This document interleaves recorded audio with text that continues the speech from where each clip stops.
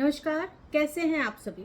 बहुत बहुत स्वागत है आप सभी का आपके अपने चैनल में। मैं हूँ राखी मिश्रा और आज बात कर रहे हैं श्राद्ध पक्ष के बारे में। श्राद्ध पक्ष की शुरुआत भाद्रपद महीने की पूर्णिमा से लेकर के अश्विन माह की अमावस्या तक रहती है और इसकी शुरुआत हो रही है 18 सितंबर से, जो चलेंगे 2 अक्टूबर तक। इस समय पे जब हम श्राद्ध पक्ष की बात करते हैं, जिसे पितृपक्ष भी कहा जाता है, जब आप अपने पितरों के निमित्त दान करते हैं, तर्पण करते हैं, तो इससे आपके पितृ तो खुश होते ही हैं, उनको तृप्ति मिलती है। इसके साथ ही आपको उनका आशीर्वाद भी मिलता है और आपके जीवन में सुख समृद्धि की वृद्धि भी होती है।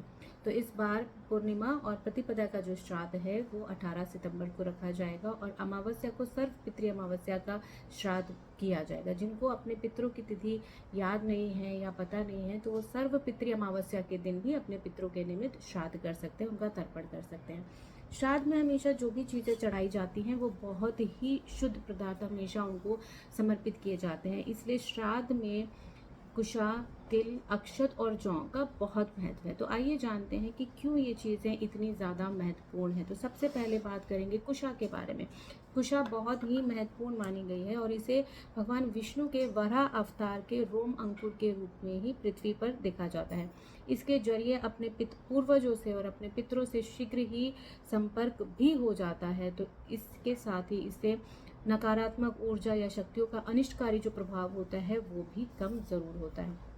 वहीं अगर तिल की बात की जाए तो तिल को यम का प्रतीक माना गया है, क्योंकि तिल की उत्पत्ति भी विष्णु जी से ही हुई थी। इसके साथ पिंड दान करने से या फिर तर्पण करने से हमारे पितरों को मोक्ष की प्राप्ति होती है। तो काले तिल भी आपके पितरों की तृप्ति का भी एक साधन है। वहीं अगर बात की जाए अक्षत की, तो इससे अक्षत के साथ आप अगर अपने पितरों को अर्पित करते हैं, समर्पित करते हैं, तो इसे देव अन्न भी कहा जाता है। अक्षत धन धान्य का भी प्रतीक है। इसके साथ ही अपने पितरों को आप चावल की खीर बना करके भी अर्पित कर सकते हैं। पितृ इन्हें पाकर के संतुष्ट तो होते ही हैं और आपको परिपूर्ण रहने का आशीर्वाद भी देते हैं।